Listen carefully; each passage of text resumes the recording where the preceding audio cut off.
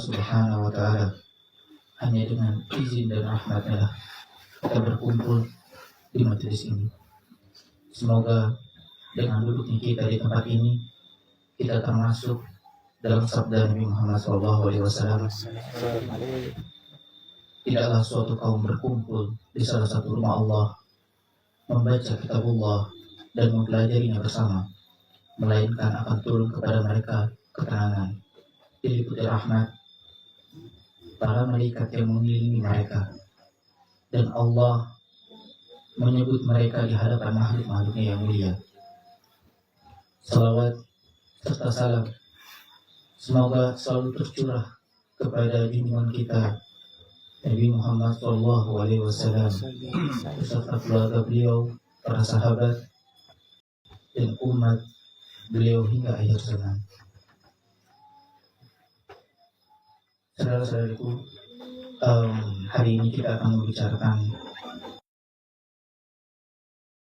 seringkali dialami, bahkan sedikit menjelaskan lagi, mungkin ada yang belum tahu tentang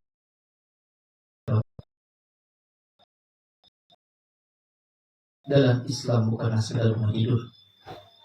Ia bisa menjadi salah satu bentuk wahyu yang Allah berikan kepada hambanya. Nabi Muhammad SAW menyebut mimpi yang benar sebagai bagian dari nubuah. Maka topik ini sangatlah penting, yang akan mengajarkan kita bagaimana menilai, menyikapi, dan mengambil pelajaran dari mimpi ini. Ada begitu banyak hadis tentang al-mubasyirat. Salah satunya Rasulullah SAW pernah bersabda, sesungguhnya risalah dan kenabian telah terputus. Tidak ada lagi nabi dan rasul setelahku. Maka para sahabat pun merasa berat karena hal itu. Rasulullah SAW pun bersabda, tenang, tapi masih ada al-mubasyirat, yaitu kabar gembira. Pada saat itu para sahabat pun bertanya, apa ya Rasulullah al-mubasyirat itu? Rasulullah SAW menjawab, mimpi seorang muslim, dan itu merupakan salah satu tanda dari kenabian. Hadis riwayat Tirmizi nomor 2272. Subhanallah. Rasulullah SAW telah menegaskan bahwa setelah wafatnya beliau tidak ada lagi wahyu yang baru, tidak ada lagi kenabian, tapi Allah masih sisakan satu, isyarat, tanda atau kabar gembira melalui mimpi yang benar, yaitu al-mubasyirat. Jadi mimpi ini biasanya datang bukan hanya untuk para nabi atau sebelum nabi, tetapi untuk umat ya akhir zaman. Dan ada hadis yang lebih jelas, apabila waktu kiamat sudah mendekat, kebanyakan mimpi seorang mukmin hampir tidak pernah salah atau menjadi kenyataan. Dan mimpi seorang mukmin itu adalah salah satu dari tanda kenabian. Hadis riwayat Bukhari nomor 7017. Ini menekankan bahwa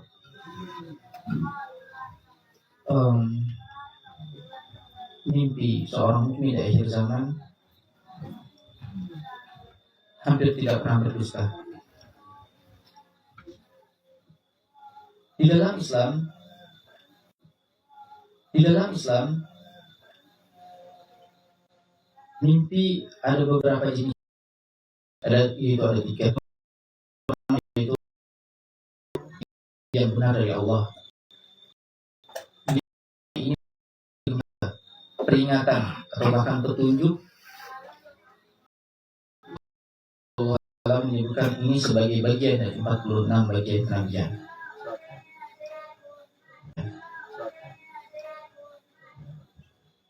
Dan mimpi dari setan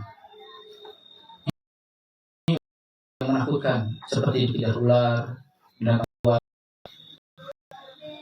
mimpi yang menyedihkan, melihat yang terbakar, atau kehilangan sesuatu yang sangat berharga. Atau bahkan mimpi dari setan ini bisa berupa mimpi jima atau mimpi basah, terutama bagi laki-laki. Itu juga termasuk dari mimpi dari setan. Ciri-cirinya itu biasanya membuat takut, gelisah, dan sedih habis bangun.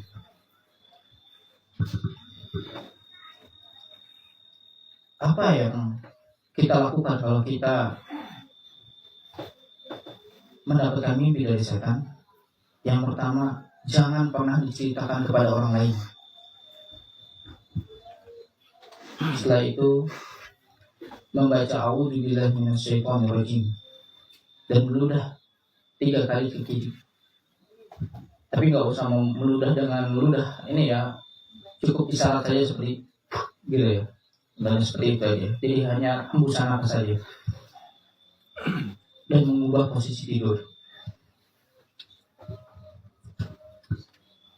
Dan ada mimpi namanya dari mimpi dari pikiran diri sendiri, atau yang disebut dengan hadisun nafs. Hadisun nafs ini hanya cerminan dari apa yang sedang kita pikirkan tidur. Misalnya, kita sering mimpi bertemu atau berbicara atau jalan bersama orang yang kita sukai. Atau kita ini sedang fokus kepada sesuatu, misalnya kita belajar terus dalam ujian, atau bertemu guru atau dosen, itu juga bisa jadi. Atau bahkan mimpi kalau apa makan, misalnya kita makan sate, muncul dalam mimpi itu biasanya mimpi dari pikiran sendiri. Ciri-cirinya itu kadang mimpi ini terasa acak, tidak runtut, dan mudah sekali lupa, dan tidak memiliki makna dan isyarat ilahi. Ini hanya cerminan pikiran atau perasaan sehari-hari. Ada salah satu kisah penting di dalam Al-Quran yang diabadikan dalam Al-Quran, yaitu kisahnya Nabi Ibrahim alaihissalam yang bermimpi menyembelih putranya Nabi Ismail. Dalam Quran As-Saffat ayat 102, Allah Subhanahu wa taala berfirman, Nabi Ibrahim berkata, "Wahai anakku, sesungguhnya aku melihat dalam mimpi bahwa aku menyembelihmu. Maka pikirkanlah bagaimana pendapatmu." Nabi Ismail pun menjawab, "Wahai ayahku, kerjakanlah apa yang diperintahkan kepadamu. Insya Allah engkau akan mendapatiku termasuk orang yang sabar." Dan ternyata mimpi ini tuh berulang-ulang selama 3 kali berturut-turut, 3 malam berturut-turut. Dan kenapa Nabi Ismail tidak langsung menolaknya mentah-mentah? Karena mungkin salah satu penyebabnya karena ayahnya, selain ketakwaan, karena beliau tahu ayahnya Nabi Ibrahim alaihissalam adalah seorang nabi, dan mimpi para nabi itu semuanya wahyu, dan beliau paham bahwa itu benar-benar perintah dari Allah, bukan sekedar mau tidur. Hingga perintah itu akhirnya menjadi ujian ketaatan, lalu diganti oleh Allah Subhanahu wa taala dengan sembelihan berupa domba yang besar. Bahkan saking pentingnya mimpi, azan yang kita dengarkan 5 kali sehari itu ternyata itu merupakan petunjuk dari mimpi yang dialami oleh sahabat Nabi Muhammad SAW yang bernama Abdullah bin Zaid. Itu terjadi pada saat Rasulullah SAW hijrah dari Mekah ke Madinah. Pada saat itu kaum muslimin semakin banyak dan belum ada cara khusus untuk mengumpulkan jamaah pada saat waktu sholat. Jadi pada saat itu orang-orang yang ingin datang ke masjid, mereka bergantian atau menunggu waktu sholat tanpa ada tanda yang jelas. Di kalangan para sahabat ada beberapa yang mengusulkan. Ada yang mengusulkan menggunakan lonceng seperti orang Nasrani. Ada yang mengusulkan menggunakan trompet seperti orang Yahudi. Ada juga yang menyalakan api sebagai tanda. Atau juga ada yang mengangkat bendera untuk menunjukkan waktu sholat. Namun pada saat itu Rasulullah SAW tidak langsung menyetujui usulan-usulan tersebut. Karena beliau ingin cara yang khas untuk umat Islam. Dan pada suatu malam Abdullah bin Zaid ini bermimpi. Di dalam mimpinya ia melihat seorang laki-laki berpakaian hijau membawa lonceng. Dan Abdullah berkata, "Wahai hamba Allah, maukah engkau menjual lonceng itu kepadaku? Dan aku gunakan untuk memanggil orang sholat." Lalu laki-laki yang berpakaian berwarna hijau itu menjawab, "Maukah aku tunjukkan kepadamu sesuatu yang lebih baik daripada itu?" Lalu ia mengajarkan lafaz azan yang kita kenal hingga sekarang ini. Dan ketika Abdullah bangun, ia segera mendatangi Rasulullah SAW dan menceritakan mimpinya. Dan Rasulullah pun menjawab, "Sesungguhnya itu adalah mimpi yang benar, insya Allah. Maka ajarilah lafaz itu kepada Bilal, karena suaranya lebih merdu daripada suaramu."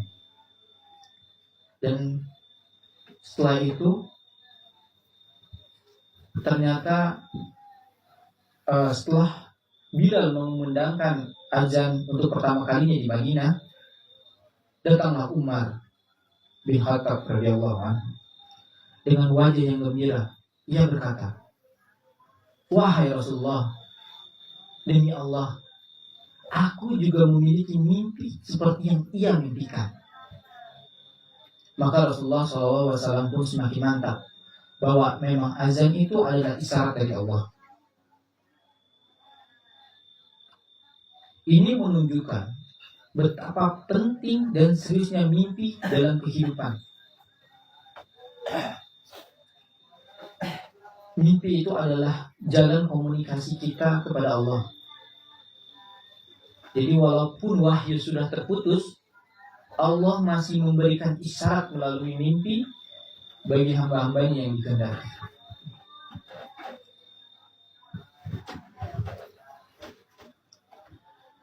Apa sih adab-adab yang harus kita lakukan dalam menyikapi mimpi ini? Jika mimpi baik, maka bersyukurlah.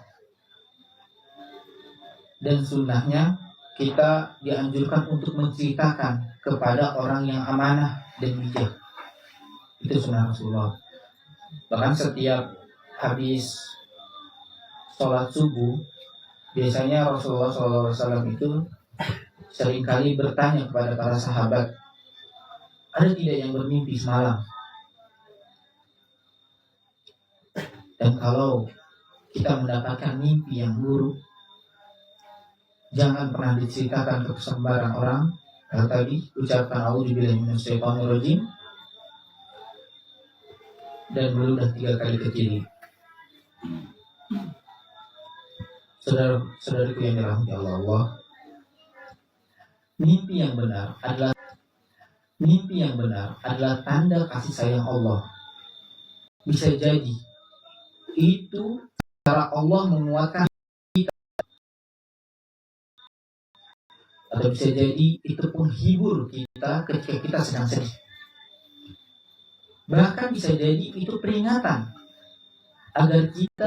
agar Allah ingin menjadi lebih baik atau lebih banyak kita berdoa dan bertaubat. Dalam kesempatan kali ini saya akan membacakan salah satu mimpi dari Syed Muhammad Qasim.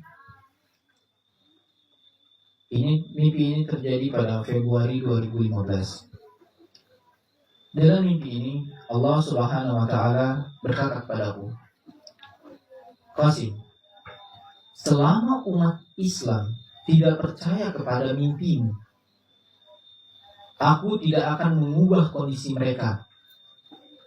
Mereka akan tetap seperti itu dan aku akan menekan mereka dari segala sisi sampai mereka mempercayai mimpimu sebagai kebenaran dan semuanya akan menjadi percis seperti apa yang telah aku tunjukkan. Lalu di mimpi yang berikutnya, tanggal 22 bulan 9 2015, Allah menjawab. Allah Subhanahu wa taala bertanya kepadaku, Qasim, apakah umat Islam sudah mulai percaya kepada mimpimu? Aku menjawab, banyak yang tidak percaya kepadaku dan hanya beberapa orang saja yang percaya. Kemudian Allah Subhanahu wa taala berkata, Qasim, selama mereka tidak percaya padamu, maka aku akan mengguncang mereka dengan keras dan membuat mereka berperang satu sama lain, dan mereka akan terus bertarung satu sama lain. Kemudian aku melihat umat Islam mulai saling membunuh. Pertempuran dan ketegangan terus meningkat dan bertambah parah. Umat muslim lainnya menjadi takut dan bingung karena mereka tidak tahu apa yang sedang terjadi dan apa yang terjadi pada mereka. Dan sebenarnya mereka hanya ingin yang lain berhenti berperang. Kemudian orang-orang yang menolak mimpiku mulai mempercayainya. Bahkan orang-orang dengan banyak pengikutnya pun, mungkin seperti artis ya, mulai banyak yang percaya. Dan juga orang-orang yang dulu mencoba menghentikan orang lain untuk mempercayai mimpiku, kemudian mereka memberitahu orang lain tentang mimpiku. Dan mimpi ini menyebar ke seluruh dunia.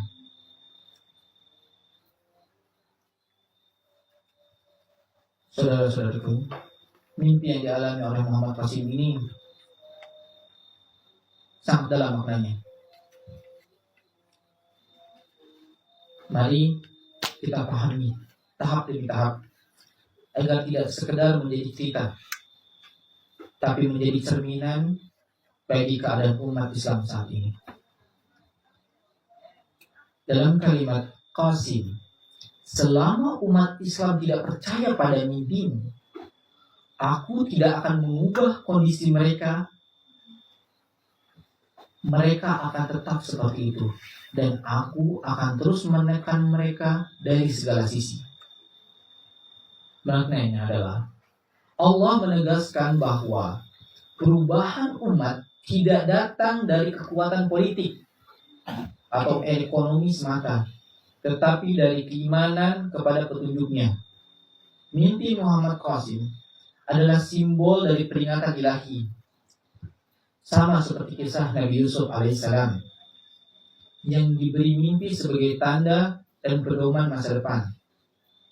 Ini berarti selama umat Islam menolak tanda-tanda Allah, mereka akan terus dalam kondisi sulit, penuh fitnah, terjajah, terpecah belah, dan tidak memiliki izzah. Ini selaras dalam pola dalam Al-Quran, dalam Quran surat Al-A'raf ayat 134 dan 135, yaitu tentang Bani Israel yang baru taat setelah ditimpa dengan azab. Dan kaum, ada juga dalam Quran surat Yunus ayat 98 tentang kaum Yunus alaihissalam yang baru beriman setelah mendapatkan azab yang nyata.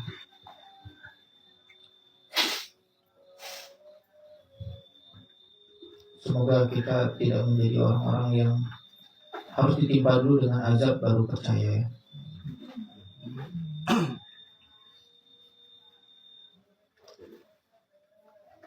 Dalam kalimat selanjutnya, Qasim menjawab, banyak yang tidak percaya kepadaku dan hanya beberapa orang saja yang percaya. Maknanya adalah,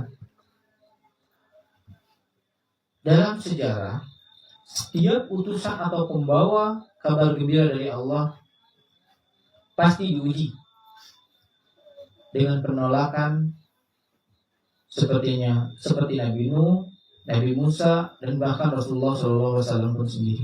Nabi Musa dan bahkan Rasulullah SAW pun sendiri yang pernah berdusta oleh kaum.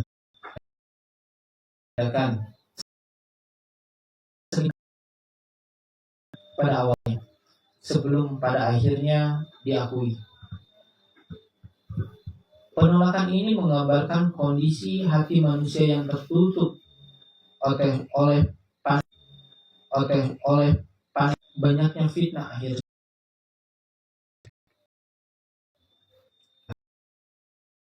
Mempercepat waktu.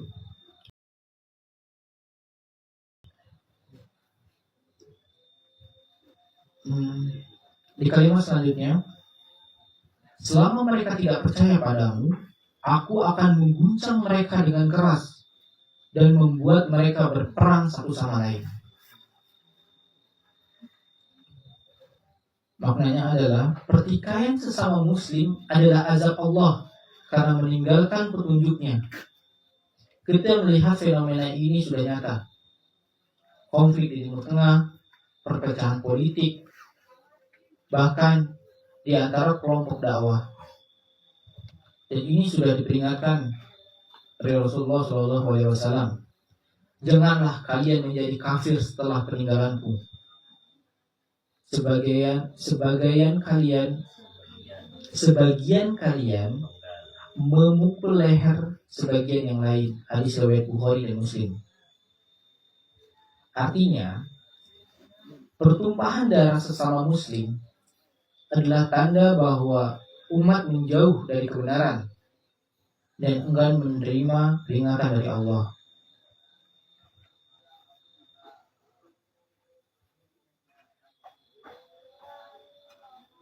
Maka jika umat menolak kebenaran, bisa jadi bencana kolektif bisa terjadi.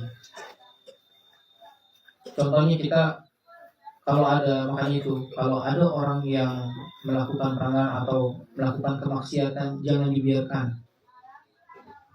Karena kita terkena juga dampaknya. Entah Allah mengirimkan bencana berupa gempa, gak mungkin yang kena cuma orang yang berdosa saja. Yang tidak berdosa pun mungkin bisa ikut kena.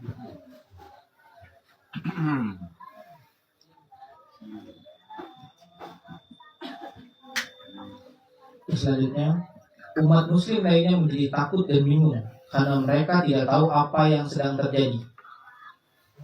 Dan maknanya adalah, ketika fitnah meluas, orang-orang awam hanya bisa kebingungan. Mereka hanya ingin perdamaian, tapi tidak tahu siapa yang benar. Ini sesuai dengan sabda Nabi Muhammad SAW, akan datang fitnah. Orang yang duduk lebih baik daripada orang yang berdiri, dan yang berdiri lebih baik daripada orang yang berjalan. dan yang berjalan lebih baik daripada yang berlari. Hadis riwayat Abu Daud. Artinya, fitnah akhir zaman membuat orang jadi bingung memilih jalan yang benar, sehingga orang yang selamat adalah mereka yang berpegang teguh kepada iman dan menjauhi fanatisme buta. Dan ini sesuai dengan hadis, umatku akan menjadi 73 golongan dan semuanya di neraka kecuali satu. Hadis riwayat Tirmizi. Kita lanjut saja. Kemudian orang-orang yang menolak mimpiku mulai mempercayainya. Bahkan orang-orang dengan banyak pengikutnya pun percaya dan menyebarkan ke seluruh dunia. Inilah sunatullah. Kebenaran akan tetap tegak walaupun ditolak. Sama seperti Islam yang dulu dianggap asing, kemudian menyebar ke seluruh dunia. Pada akhirnya umat akan tersadar bahwa hanya dengan kembali kepada Allah lah, hanya dengan kembali kepada Allah, Al-Quran, Sunnah dan petunjuknya lah, mereka bisa keluar dari kegelapan fitnah. Mimpi ini akan menjadi sebab tersebarnya harapan dan persatuan, sebagaimana kisah Nabi Yusuf yang mimpinya menjadi penyelamat Mesir dari paceklik.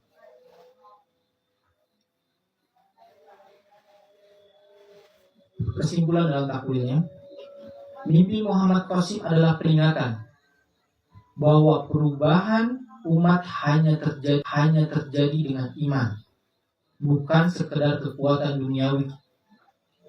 Menolak terhadap tanda Allah akan berbuah bencana, perpecahan, fitnah, dan pertumpahan darah. Kebenaran pada akhirnya akan diterima, meskipun awalnya dianggap asing. Mimpi ini mengajarkan bahwa umat Islam harus segera bertobat,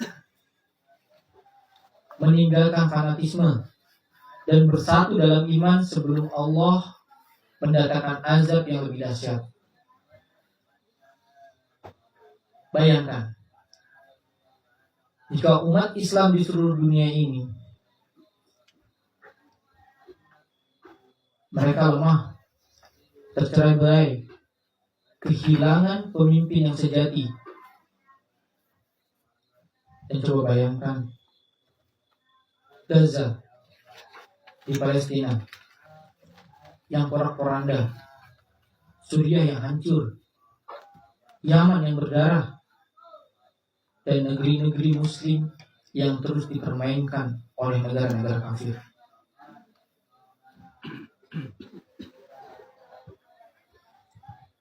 Lalu coba bayangkan, Allah Subhanahu wa Ta'ala berkata, Aku akan terus menekan mereka sampai mereka percaya. Tidakkah hati kita bergetar mendengar ini? Tidakkah hati kita bergetar mendengar ini? Tidakkah kita bagian orang yang mengingkari tanda Allah? Dan tidakkah kita rindu datangnya zaman keemasan Islam, zaman Imam Mahdi? Saudara-saudaraku, mimpi Muhammad Qasim ini adalah cerminan bagi kita. Jangan buru-buru menolak, jangan pula menuduh sesat, karena mungkin di sanalah Allah Subhanahu wa Ta'ala menaruh kunci kebangkitan umat Islam. Maka tugas kita adalah mendengar, merenung, menimbang dengan hati dan akal, lalu berdoa kepada Allah agar ditunjukkan kebenaran. Semoga kita termasuk orang-orang yang tidak buta terhadap tanda-tanda Allah. Dan semoga Allah segera mempersiapkan jalan bagi kebangkitan Islam di bawah panji Imam Mahdi. Baik, demikian yang dapat saya sampaikan. Mohon maaf atas segala kekurangan dan kesalahan dalam penyampaian. Mari kita tutup majlis ini dengan doa kafaratul majlis. Subhanaka Allahumma wa bihamdika asyhadu an la ilaha illa anta astaghfiruka wa atubu ilaik. Assalamualaikum warahmatullahi wabarakatuh.